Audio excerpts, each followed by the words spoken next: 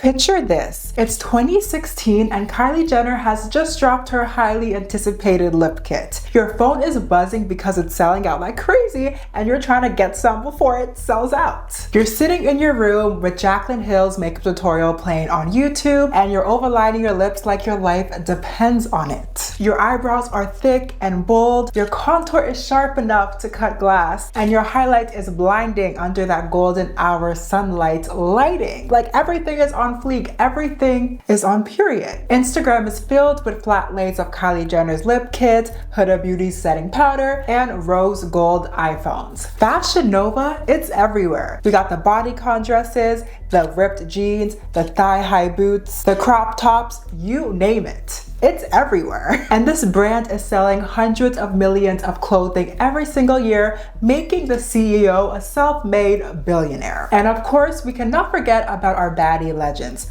We had Kylie Jenner, Kim Kardashian, Zendaya, Rihanna, Cardi B. There's so many more I can name right now, but these are just the ones that are coming off the top of my head. And they weren't just celebrities, they were the blueprint for this look. The vibe was just loud, unapologetic, and dripping in confidence. The baddie era just felt untouchable. But if we zoom out for a second, how did that aesthetic go from being the ultimate goal to now being called dated? So where did the baddie go and what replaced her? Because right now, people are gravitating more towards a natural, minimalistic, effortless look. That is the tea right now. So hopefully by the end of today's video, we can answer this question. What does this shift from the baddie era to the tradwife aesthetic say about our reality? Let's get into it. Yeah.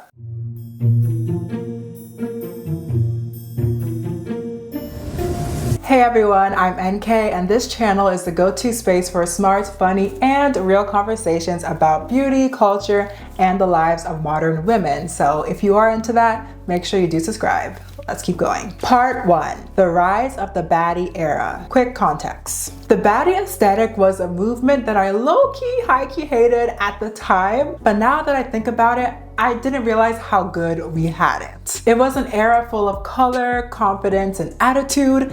Instagram felt alive. You know, people were bold, the outfits were bold, the captions were spicy, and we honestly had a meme-worthy content every single week. But at the time, I hated it. And not because it was bad, even though it definitely did have its cons to it. As with every trend and aesthetic, they always have something that's not good. But it wasn't because I found it necessarily bad. I just didn't like it because I could not achieve that aesthetic. To be fair, I was a bit younger, so I didn't have the resources to achieve that baddie aesthetic, that baddie look. Like my hair, the edges would never lay down. Girl, I tried. I really tried, it never worked. Then the outfits, like they just did not look good on my body type. I was like, it doesn't look good on me. Like the outfits that the girlies were wearing during the baddie era, you low-key, high-key had to have a very specific shape for the outfit to bang. And if you didn't have that shape, it just did not make sense. There's a reason why I'm good at public speaking, probably because I've had to defend myself against internet trolls more times than I can count online. And there's a reason why Morgan & Morgan is America's largest injury firm. Because when you get hurt, you want a team that fights harder for you than I argue online.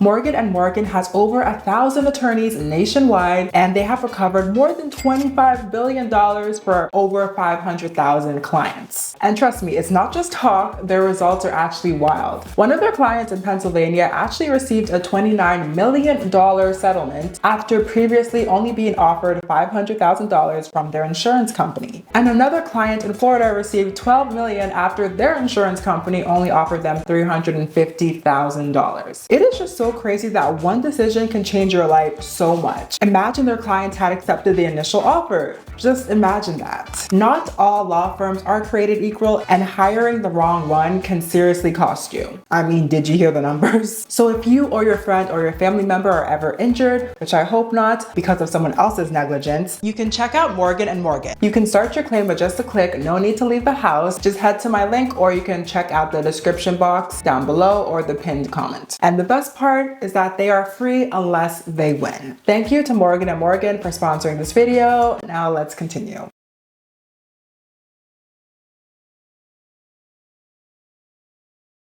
Then when it came to the flexing part of the baddie aesthetic, I simply could not be part of that because I did not have the funds to flex. I could not flex no Range Rover, no G-Wagon or Lamborghini because I did not have the money to be buying those cars. So it was a very hard aesthetic to achieve, especially if you did not have the means to get there. I mean, a lot of people did not have the means, but they could just fake it because Instagram, let's be real, it's a place where it's easy to fake a lifestyle. Realistically, you can fake a lifestyle anywhere, but especially on Instagram, you can fake that ish. So what actually was the baddie aesthetic? Before we talk about its fall off, we all need to be on the same page, so I'm gonna give y'all a quick recap on what it is. So this aesthetic was Instagram at its peak. Even though the pictures were highly edited and the feeds were definitely curated to fit a particular aesthetic, it still was interesting. At least to me, it was more interesting than how Instagram is now, but that's a discussion for another day. During this era, people were just more unhinged. Like there's this photo of Rihanna that I saw, I actually find it hilarious. So in this photo, Rihanna is standing in front of a wall and the wall says, "Mine's bigger than yours." And then she captions it on Instagram, "My D and my forehead, one love." So she's calling her D and her forehead bigger than yours. You get it? Yes, you do. But that's why when I look back on this era, I laugh and I just miss it because I feel like people were just more unhinged. They would just say whatever and it was less corporate, if that makes sense. Like I feel like social media is becoming quite corporate. It makes sense though because people are building businesses here. So I totally get that. But sometimes it can be a little bit like, damn, I'm just trying to come on here to have fun and not worry about like corporate politics and things like that. But honestly, that's a discussion for another day. Well, kind of today, but not really today.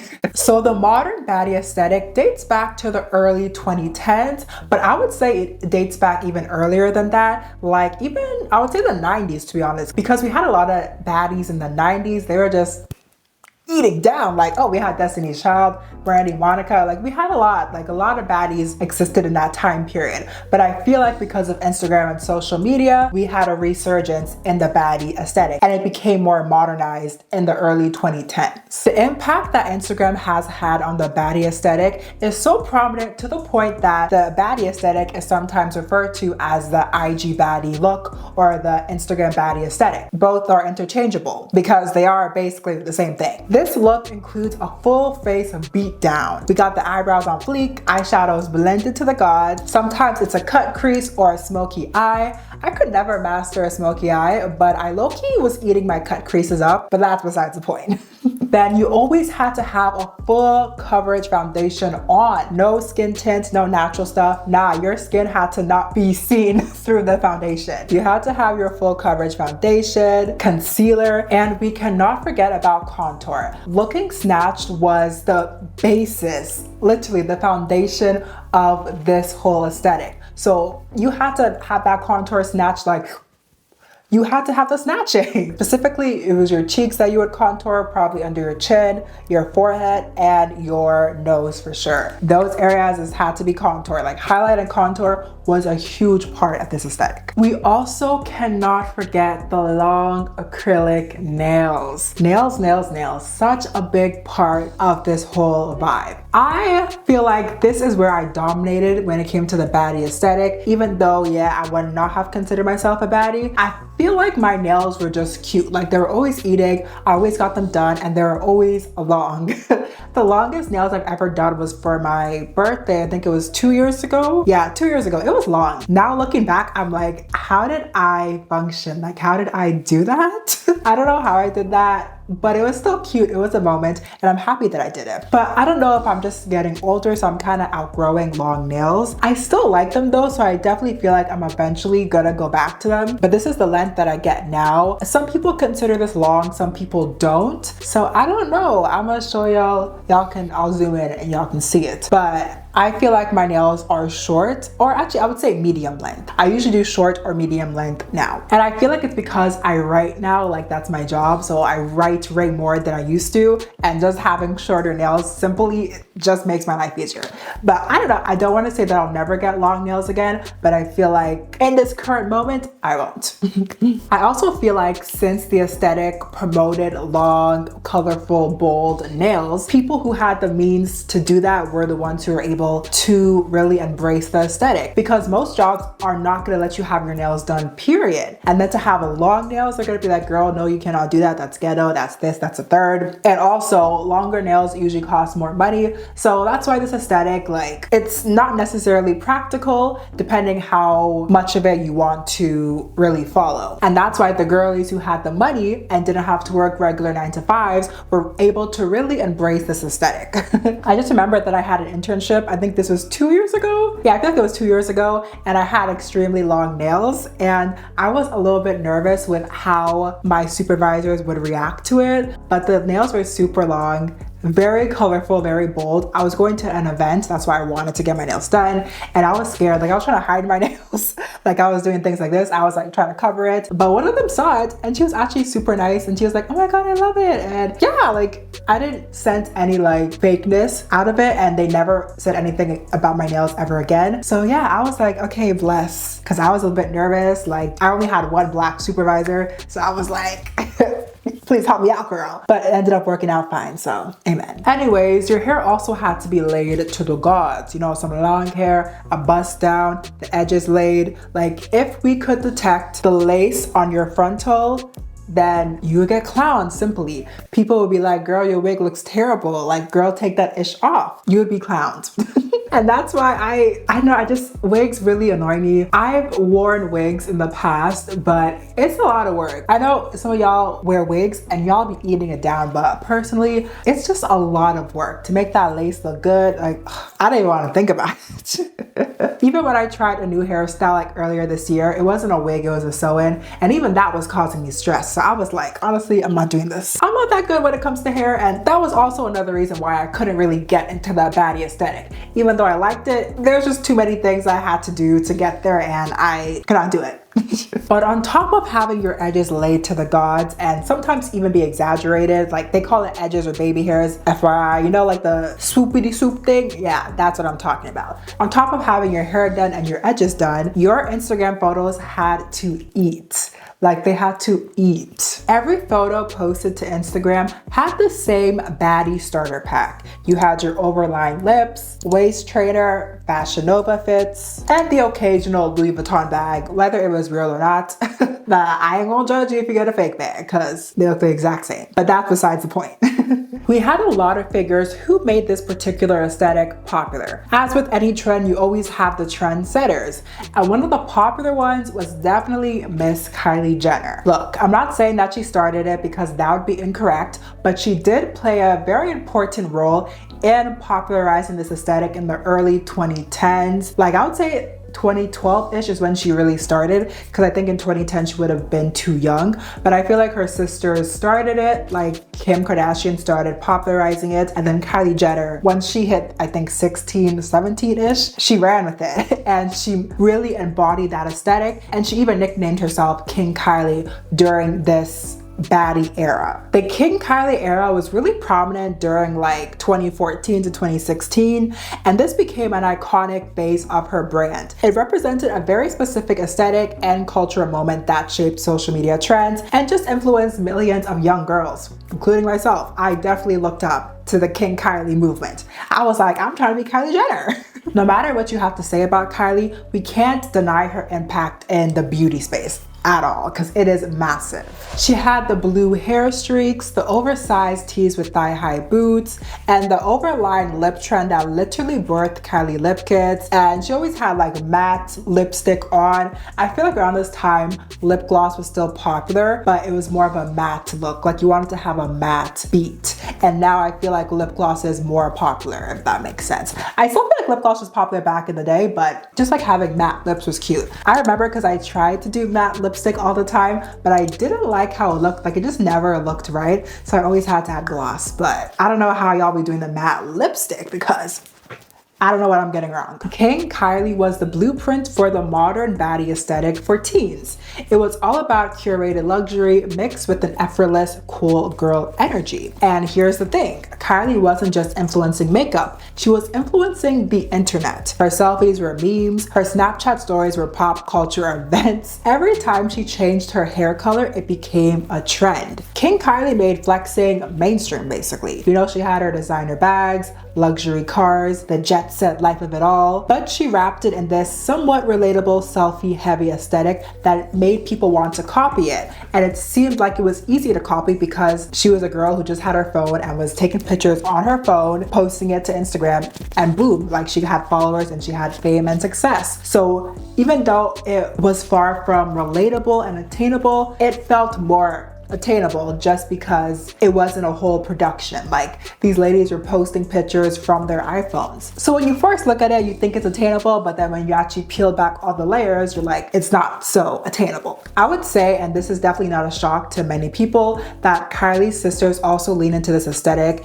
and they have been able to build an empire by just catering to the baddie aesthetic. That's why to me it's so important to analyze these trends and see what's popping and what's not popping and why it's popping and why it's not popping, because these aesthetics and trends, they influence millions of people, millions of young women out there. So we gotta talk about it. So even though the Kardashian/Jenner family really catered to the baddie aesthetic, it's important to note that a lot of cultural figures who leaned into this aesthetic, they don't really embrace it no more, which is definitely tied to why it's falling off. Kim Kardashian, Kylie Jenner, Rihanna, Miley Cyrus, Ariana Grande, Zendaya, they definitely don't embrace this baddie aesthetic no more. Maybe you could argue that Rihanna still does, but for the most part, I would say that they don't. In fact, people have been mourning the loss of Kylie Jenner's baddie era, so much to the point where she actually has responded to these claims, which I find interesting, but she just said that, first of all, the baddie never left. I still wear latex dresses. Where do you guys think the baddie went? And while Kylie does insist that the baddie never left, the truth is that it's gone. Like, this aesthetic is just simply not popping anymore. And of course, I do not expect any of these ladies to dress the same way for 10 years straight. Like, that does not make any sense. People are allowed to grow and evolve, and that is what makes things interesting. So I'm not saying that Kylie or any of these ladies have to still be embracing the baddie aesthetic, but the fact that they're not definitely plays a huge role in why it's falling off. And I would argue that it's already fallen off, to be honest. Especially since Rihanna, Kim, and Kylie, now they're mothers, so I feel like that probably plays a huge role into it. I mean, it depends on who the person is, because other ladies, they have still had kids and still embrace that baddie aesthetic. So it could be that, but I think the biggest thing is that people are gonna change. Like, the way I used to dress 10 years ago, it's very different from how I dress now. So things are always changing. So I don't expect them to stay the same, but it's worth observing. However, I will say that one of the most drastic transformations has to be Ariana Grande's. I wouldn't say she was the it girl for the baddie aesthetic, but she definitely did lean into it and help popularize it. And I feel like the baddie aesthetic in turn also helped popularize her career, her music, and everything. So like it worked for her. People liked her. Around this era, she was making bops, and I liked her music. She looked good. She looked pretty. Like, I think she was eating it up. Like, she was giving us vocals. I would say when Ariana Grande dropped her 7 Rings music video, that was the height of her baddie era. And that song did very well. The music video has over 1 billion views. And in that video, it featured pink trap houses, long weaves. We had the Ariana Grande ponytail that was iconic for the time being. And we had influences of trap in the music, long nails, the faces were beat down. And of course, we had the large hoop earrings. Literally the whole video was giving baddie. And I won't lie at all, like, I enjoyed the song. I enjoyed that album. I think it was Thank You Next. Like, that's probably my favorite album from her, I would say. Like, that, I just really liked it. And side note, Ariana Grande is going on tour. Like, she literally announced it like 2 days ago. So are y'all going? Like, I don't know. I'm debating. Her recent album is on my most favorite album, but I definitely still wanna go because I think she's gonna perform her older songs as well. So yeah, I don't know. Are y'all going? Let me know. Maybe I'll pull up too. Anyways, after Ariana Grande dropped her music video for 7 Rings, she did face backlash because people accused her of cultural appropriation. Cultural appropriation is basically when someone takes elements from a culture that isn't theirs, like hairstyles, slang, clothing, or traditions, and then use it for aesthetic purposes or trend purposes without giving credit or really understanding where it came from. It's not the same as cultural appreciation.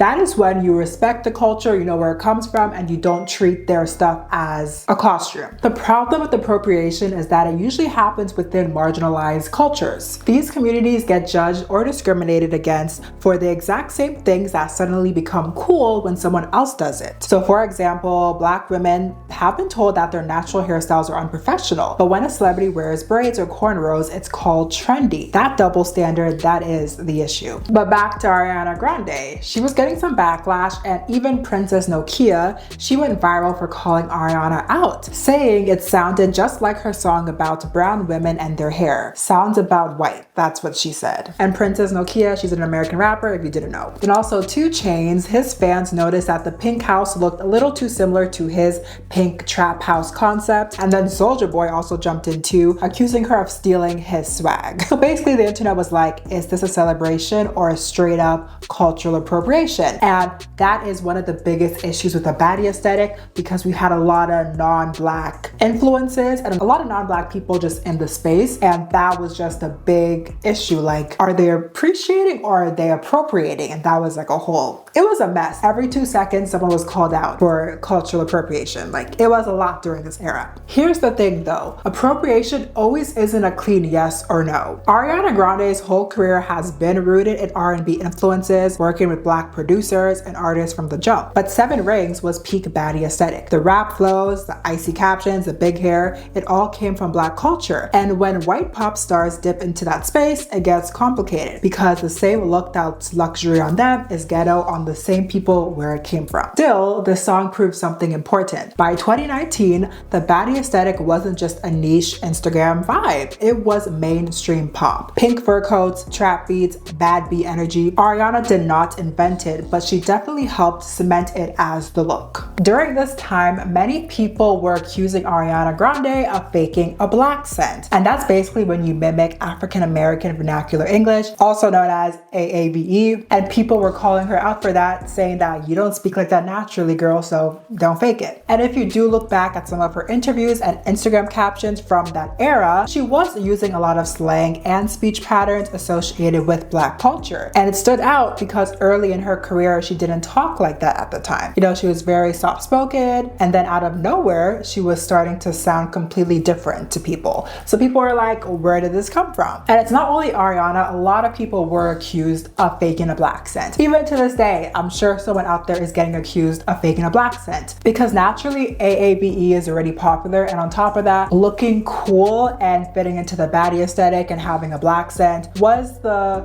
rise to fame for a lot of people who were not originally part of that community. Honestly, I could go on and on and on about the Baddie aesthetic, but I don't want this whole video to be a Baddie aesthetic breakdown and to go through all the controversies of it, because there's a lot to go over and I don't want this to be the video. I did a breakdown on the Baddie aesthetic, so make sure you check out that video because we really went in just to analyze the whole aesthetic trend by trend. So make sure you check that out after you watch this video though. But what I do want to talk about is the shift away from the Baddie aesthetic, because it's not just about fashion and makeup. This isn't just a trend dying out. There's a lot about how society's views are changing, and it may not be for the better, so let's just keep on going. Part 2, the influence of the clean girl and the trad wife aesthetic. I wanted to start this section with the question that I asked on my Instagram, so here is the question. I asked, are you tired of Instagram and think TikTok is a better alternative? So 40% of you said that you still use TikTok and Instagram for different things, which is understandable because the vibes on both of the platforms are very different. I gravitate more towards TikTok when I'm working out, like I'm on the treadmill or I'm doing my skincare routine, because there are longer videos, like you can post up to 10 minutes there. So I go for that when I don't want to go on YouTube. Like YouTube is the first app that I choose to go to when I want a long form video. But if I want some like messy tea, drama, story time, I go to TikTok for that. And it's just like fun, like just getting the tea about random people, because people love going there to spill their story times about their life. So it's fun to like get that tea. So, and then for Instagram, like I go on Instagram, but I don't go as often as as TikTok or YouTube. Like those are definitely my two main platforms. And I feel like I only go to Instagram to post in my story, to check out what my friends are doing, to reply to DMs. And that's pretty much it. Like I don't really gravitate towards Instagram. But then 27% of you guys still ride hard for Instagram. Y'all are loyal, I will give you that. And I thought this number would be the lowest just because there's been a growing sentiment on the internet that people just don't like Instagram. They think it's too fake. People are monitoring spirits there, that it's a lot.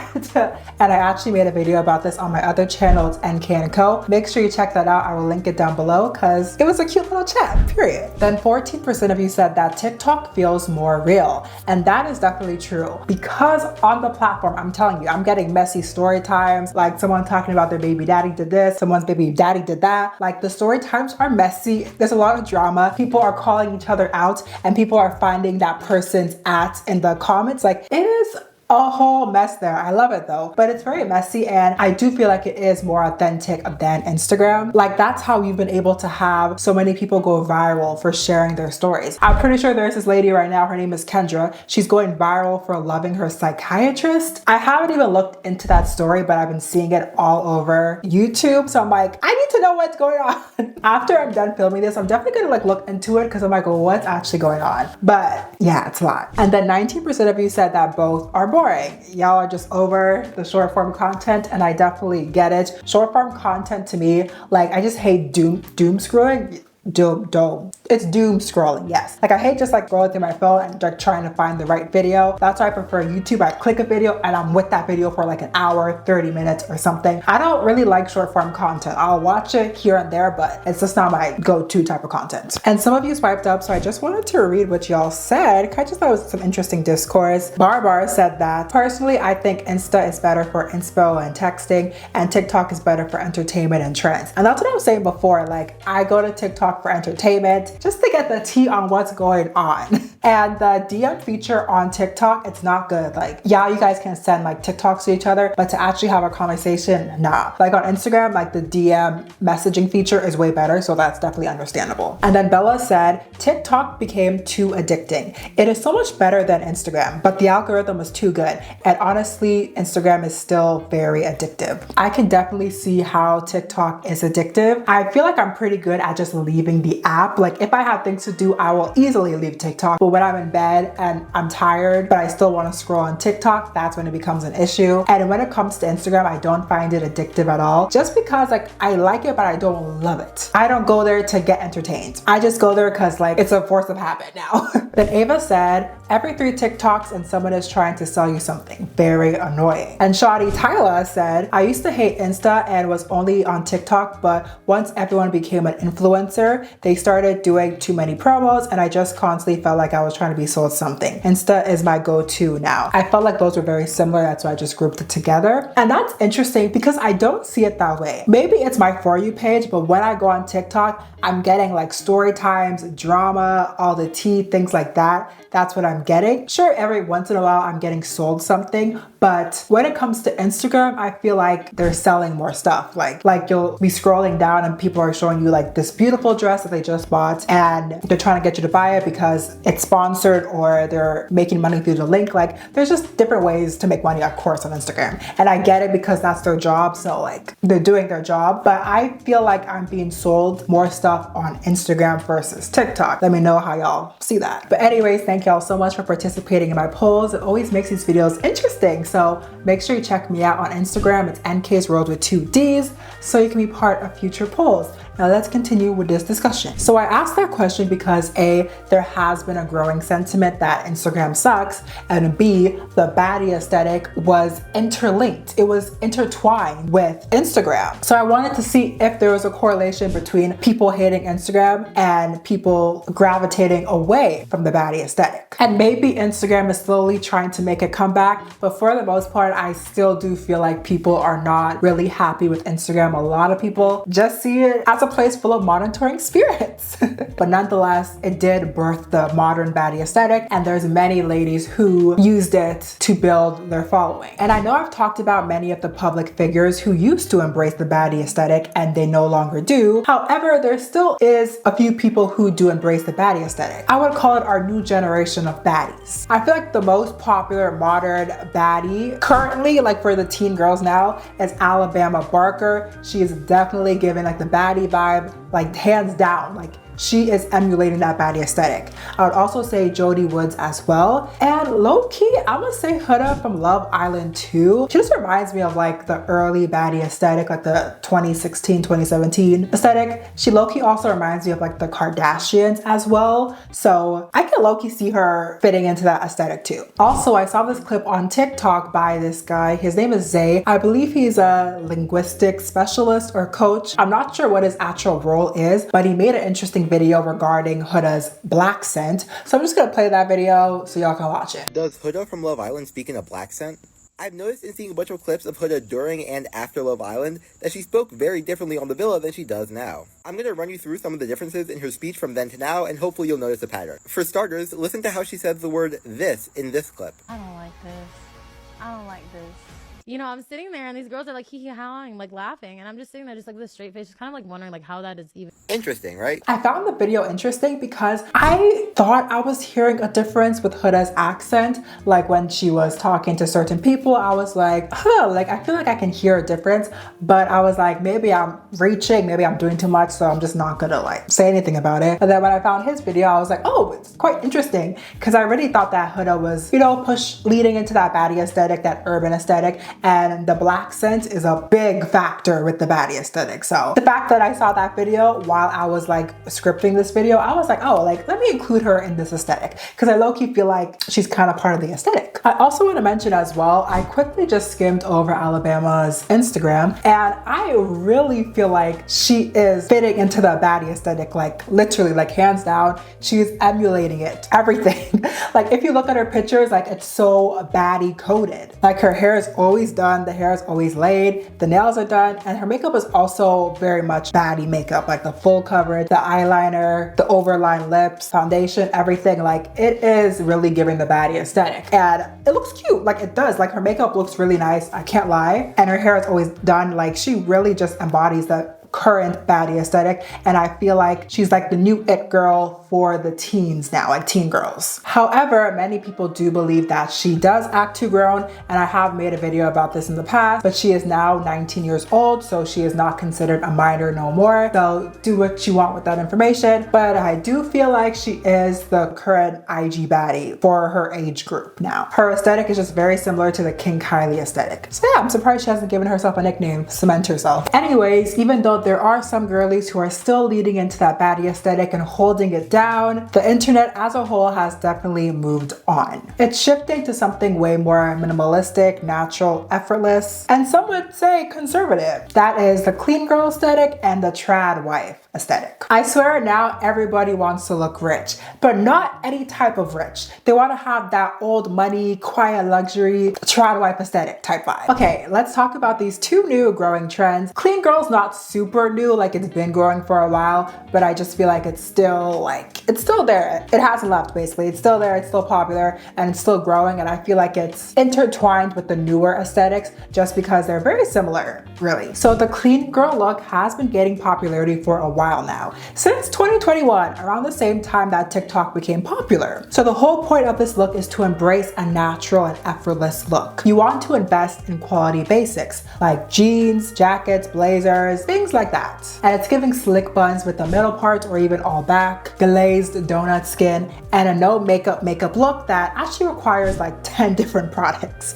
And also those model off-duty outfits like the neutral basics, the oversized blazers, the nude slip dresses. Basically, you just need to look like you woke up pretty, young, and rich. That's really it. And let's not forget the lifestyle that comes with it. You got the green juices, the matcha lattes, minimalistic apartments with cream-colored furniture that stains it, poison if you breathe wrong, or a little drop of juice and it's a stride. I mean, I won't lie, the apartments do look nice, but it's just very minimalistic. Like there's no loud colors, no bright colors, it's not bold at all. It's just very neutral. It's definitely perfect for Instagram. And it's funny because I feel like the look did not originate on Instagram, but it matches like the Instagram aesthetic because it's very aesthetically pleasing. And the poster girls for this aesthetic are definitely Hailey Bieber and Sofia Richie. Those are the first two that pop into my head. Let me know if you think of anyone else. And due to the immense popularity of this aesthetic, Hailey has been able to launch a whole empire based on the clean girl aesthetic. Hailey's company is called Rhode, and that is her middle name, and it has only been around for I think 3 or 4 years, but it has made her a lot of money. In fact, Elf Beauty has recently purchased her business for up to $1 billion. A billy. Not a milli, a billy. That makes Rhode the fastest beauty brand to ever sell for that much. The deal is $600 million in cash, $200 million in stock, plus a possible $200 million earnout if the brand keeps growing. But the gag is that the brand has not been around for a long time. It's only been 3 to 4 years, and it only has 10 products, but it still managed to make over $200 million in sales last year, mostly through its own site. And it doesn't even have a big retail presence yet. And Elf is still betting big that Hailey's influence can keep the momentum going. So that is definitely impressive, and it just shows you how marketable it is to lean into trendy aesthetics. Like these aesthetics, we see it as just coming and going and as not being a big thing. Well, maybe not you, but other people. Yet it is a big deal because people are able to make millions, billions off of these aesthetics. The whole vibe of Hailey's brand is minimalistic, it's cute, it's skin, like it's just very fresh. Like the products literally look fresh. I've never like bought anything from her site before, but I have been tempted when I see people post TikToks on it and just share their experiences on it, because it just looks so natural and so effortless, but it just makes a difference. It is literally the clean girl aesthetic, and because Hailey fits into that aesthetic so perfectly, it was smart for her to create a brand. Because now look, she's a billionaire. Well, she's not a billionaire yet, but who knows, maybe she'll get there. Then also we have Sofia Richie. She fits into the clean girl aesthetic, but I feel like her vibe is more of a old money, quiet luxury type vibe, and somewhat trad wife, but not really. So let me just explain who she is first, because you might not know her. So Sofia, she is an American model, socialite, and fashion influencer. She's the youngest daughter of the music legend Lionel Richie, and she recently blew up in like 2023 because of her wedding to Elliot, which went viral for basically being the epitome of quiet luxury and old money aesthetic. Her wedding basically kickstarted a whole wave of minimalistic, elegant, and timeless fashion trends on TikTok. People started calling her the face of the quiet luxury era, which is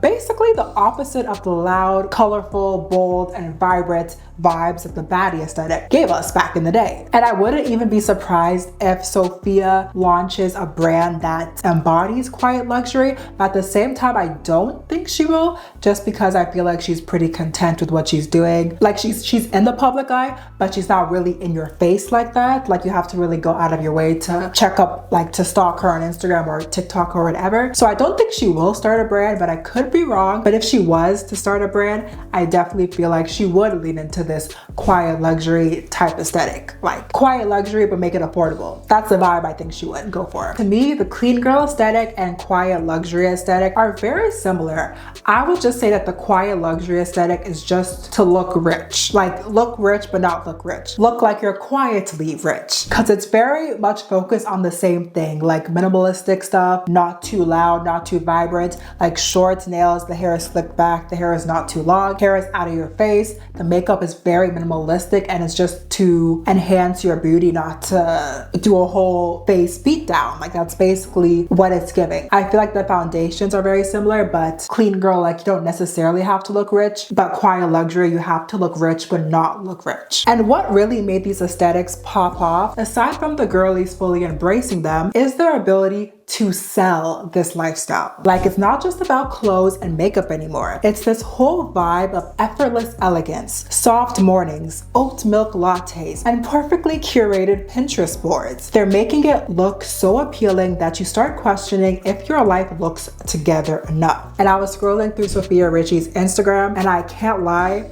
her life looks perfect. Of course, no one's life is perfect, and especially you cannot make that assumption if you just look on their Instagram. But just off of first glance, I was like, wow, like it looks perfect. Her life looks like no stress, very simple, just enjoying life. Like that's literally how it looks. She dresses nice, she's always on vacation, her home is nicely decorated, like the interior is gorgeous, and you know, she's got money. So really, what's there not to want? So I can definitely see why people do lean towards this aesthetic and why people want to emulate this vibe, because looking at Sophia's life, it looks perfect, it looks effortless, the style, everything is just immaculate. So honestly, I 100% understand it. In a sense, it feels more attainable than the Baddie aesthetic just because it's giving less is more. But when you actually really look into it and the lifestyle and the clothes that these people are wearing, like it's not cheap stuff. It's very expensive. Dare I say more expensive than the Baddie aesthetic. And when you peel back the glossy filter, the clean girl aesthetic isn't just about slick buns and lip gloss. It's about privilege. It's about class, race, and a very specific body type being packaged as the standard again. And that's why we need to talk about what this shift means, because it's not just fashion, it's cultural. Which brings me to the next trend I want to talk about as well, the trad wife aesthetic. So if the clean girl aesthetic is about polished perfection and curated privilege, then the trad wife trend takes a different angle, but it's just as loaded with cultural messaging. Where clean girls signal modern, minimalist control over their appearance and environment, trad wives are selling a very specific idea of domesticity and femininity. And just like the clean girl, this trend tells us a lot about what society values and expects from women today. And the queen of this trend, I would have to say, is the one and the only Nara Smith. Nara Smith is 23 years old and she's a model and influencer who has blown up on TikTok for mixing this weirdly captivating combo of high fashion vibes with traditional homemaking content. She was born in South Africa but grew up in Germany, and at just 18 years old, she moved to California to chase modeling full time and has been building her online presence ever since. She's very popular on TikTok where she posts her videos, and these videos have gotten tens of millions of views, and she has around 12 million followers on the platform. One of her most popular videos has over 54 million views, and it's her making bubblegum from scratch. Yeah, literally bubblegum from scratch. I watched that video and I was very interested and curious because I've just never seen anyone make bubblegum from scratch, so it was interesting. Anyways, when it comes to the trad wife aesthetic, many people feel like Nara has popularized it, but I believe that she doesn't identify with the aesthetic. So trad wife is short for a traditional wife, and it's really become a whole aesthetic at this point. There's millions of posts on TikTok showing women how to bake bread from scratch, how to take care of their kids, and just live a very simple lifestyle, really. People are writing think pieces about that, magazines are copying their look, and just a lot of people are talking about it, and I wanted to talk about it too, but I did a poll on Instagram and like no one was interested in me talking about it, so I decided not to. But low-key, I do feel like it deserves its own video just because it's a lot. I can't get it all in this video, so maybe in the future I'll make a full video. I don't know, let me know if I should do that. I also wanted to mention too Hannah Nealman. She's better known as Ballerina Farm, but she is also probably one of the biggest names in this space. Her and Nara Smith are definitely like the top girlies in the space. The trad wife aesthetic leans hard into the ultra feminine vibes. Think vintage inspired dresses, soft pastels, lace details, and prairie silhouettes. And none of this is cheap, by the way. These influencers are dropping tens of thousands of dollars a year on these looks. And that's the point. It's aspirational. Every aesthetic is supposed to be aspirational because that's the only way it's going to become popular. The whole aesthetic is really just about being a traditional wife. And I really do feel like Nara Smith is the perfect example of this trend blending with modern luxury. Like everything about her, the clothes, the calm demeanor, the elaborate meals, it just feels like a scene from one of those olden day movies. And that's why people eat it up, and that's why people love her content. And even though their lifestyles seem very aspirational, we have to be honest with ourselves and be like, hey, like, you know, we're not seeing the bad parts of it. We're not seeing when the kids are crying. We're not seeing when the kids are misbehaving. On camera, you don't see the smiles drop. Everything is picture perfect, ready to go, just happy. But we need to be realistic and just remind ourselves that this is not reality. And on top of that, we need to understand that these ladies, they do have money, because Hannah Nealman, like, she has 8 children. That's a lot of kids. Like, There's no way you're doing everything by yourself. And on top of that, her man, he is the son of the founder of JetBlue. So you know they got money. And Nara Smith, she's married to Lucky Blue Smith. He's a model as well, but I'm sure both of them are getting help. There's no way that they're doing everything by themselves. I also found this really interesting article, and they were saying that psychologists say this movement is basically a cultural reaction to uncertainty and burnout. People are tired of hustle culture, they're tired of the girl boss era, and they're romanticizing the super polished, simpler version of life. And honestly, I get it. Hustle culture is very tiring. I was definitely in it when it was at its peak. Like, I was taking the advice, I was trying to make my life better, I was trying to like improve, and I feel like it's had such a big impact on me that I'm still like that to this day. Like, I'm a person who likes to work. I'm very much go, go, go. Let's get the ball rolling. Let's keep on going. So it is good in a sense that I'm able to, you know, get stuff done. I've been able to build this YouTube channel, but it's not good in a sense where it's a lot. Like, you need to give yourself breaks and rest. And that is something that I am working really hard to implement because I'm not that good at it. But in a perfect world, I would not want to have to hustle. I would want to spend my days doing mundane tasks like cleaning, shopping, doing Pilates. I don't know. I mean, I've never done Pilates before, but I'd be open to do it if I had free time.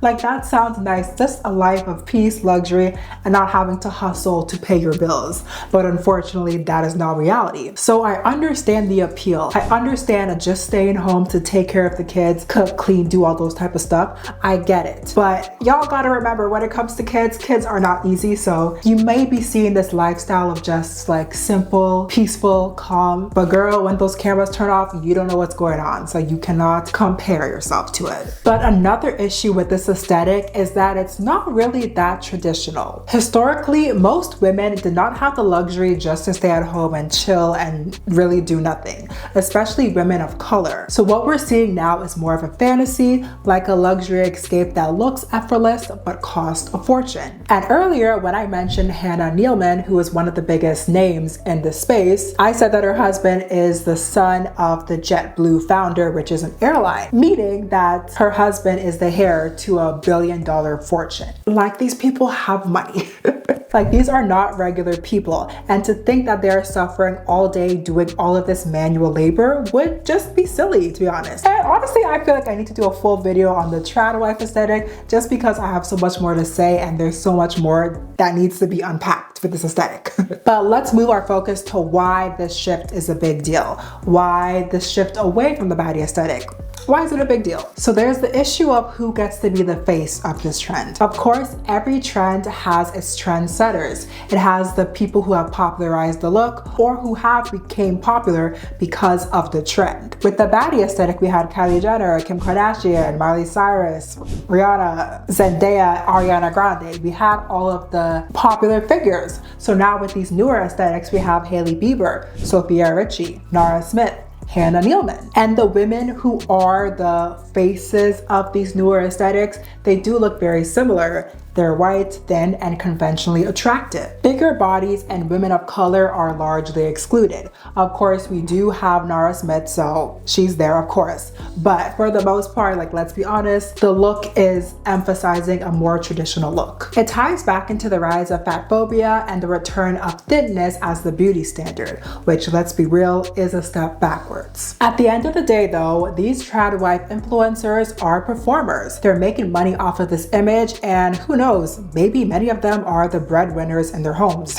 I don't know. So while this aesthetic looks like pure submission, in reality, it's big business, as with every aesthetic. They have monetized the fantasy and we can't stop watching. But just remember, it's curated, it's staged, and it's a show. Part 3. Why this is happening.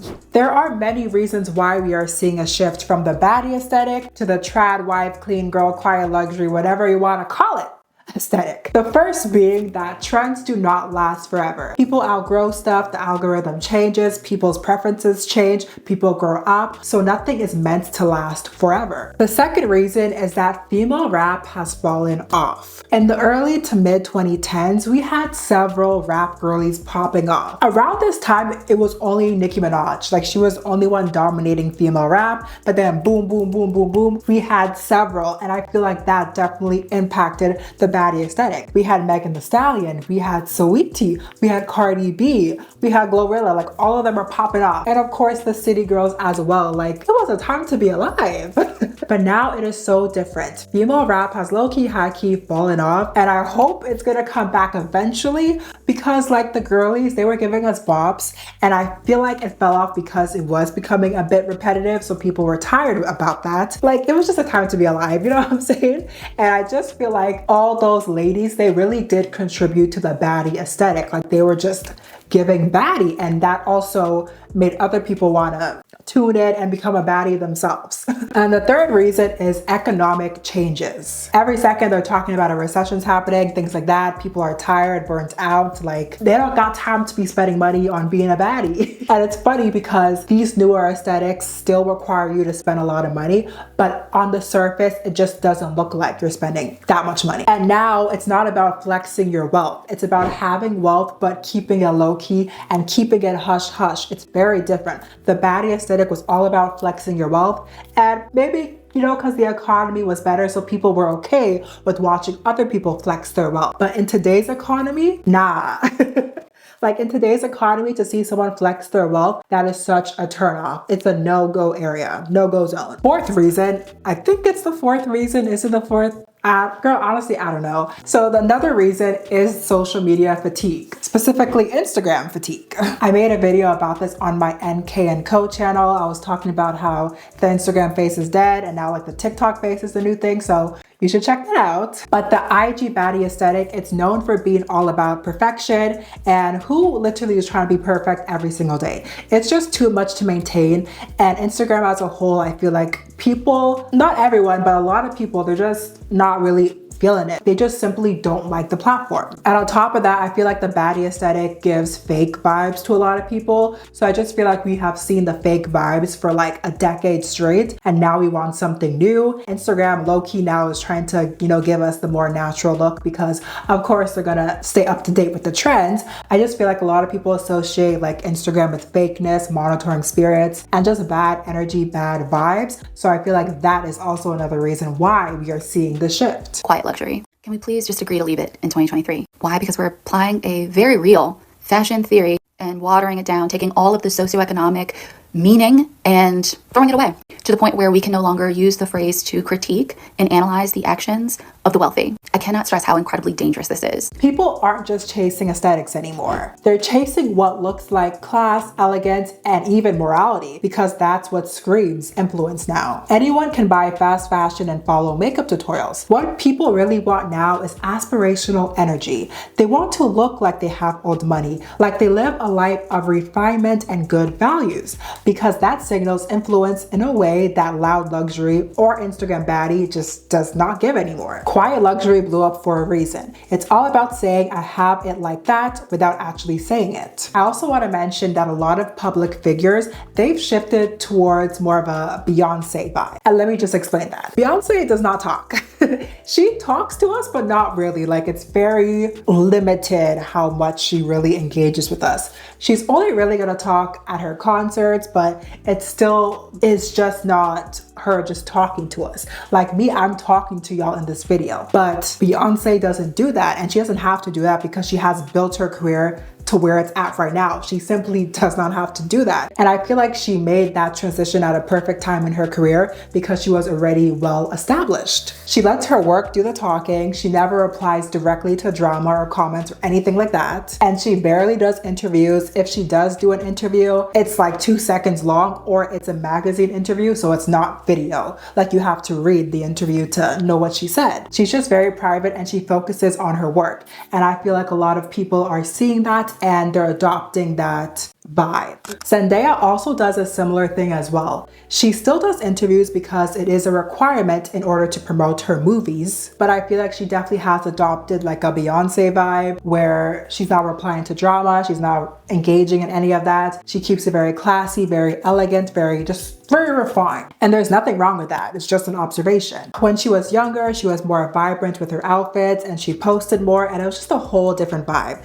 Like, you know, her swag era, like she had bops back in the day too. This is very nostalgic for me. And of course, I don't expect her to dress how she dressed when she was 16, but when she was 16, I feel like she was still very much a fashion icon. So she influenced a lot of young girls. And as she has grown older too, she still has a strong hold in the fashion industry. So of course, if she makes a pivot in her fashion choices, people are gonna catch on, they're gonna notice. And similar with Kylie, she had her King Kylie era, but now she has grown up and it's more of a clean girl, simple type vibe that she's giving. And because she is so influential in the fashion and beauty space, people are gonna catch on and they're gonna wanna embody what she is embodying, if that makes sense. When all or almost all of the girlies who are influential in the beauty and fashion space make a transition that's very similar, it's gonna 9 times out of 10 make millions of people also make that transition, or at least clock it. And another big thing I have noticed, and this is not just pertaining to the baddie aesthetic and these ladies, I feel like it's just with social media as a whole, but when they adopt a more classier lifestyle, they are given more opportunities when it comes to business, brand deals, brand trips, investors, things like that. Because when you have a cleaner image and you just very much refined, brands tend to want to work with you more. Lifestyle influencers who really adopted that whole baddie aesthetic back in the day, they have completely dropped it. And there's nothing wrong with them dropping it, but I have seen a shift in how they're getting treated now. They're getting a lot of brand deals, a lot of trips, way more opportunities now that they have dropped that aesthetic. So honestly, I get it. Like, I really do get it, but it is an observation worth making. And honestly, you know, we can take some tips from it too. Like, if you're trying to build your business, okay, maybe you gotta keep it more classy just to get your foot in the door in the first place. You know what I'm saying? So that's a lot, definitely a lot to think about on my end too. And honestly, this video gave me a lot to think about when it comes to branding as well and how I want to brand this channel moving forward. So yeah, a lot to think about. If you see some changes, don't be alarmed, but it won't be anything big, to be honest. I just want to make sure that my message is always clear in my videos and I have purpose on this channel.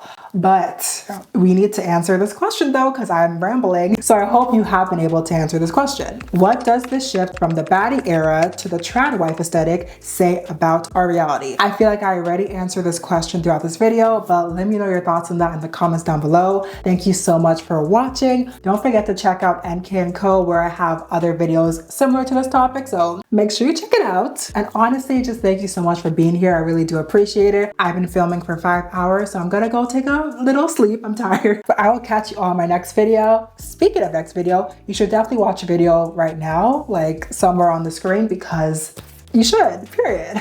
Bye.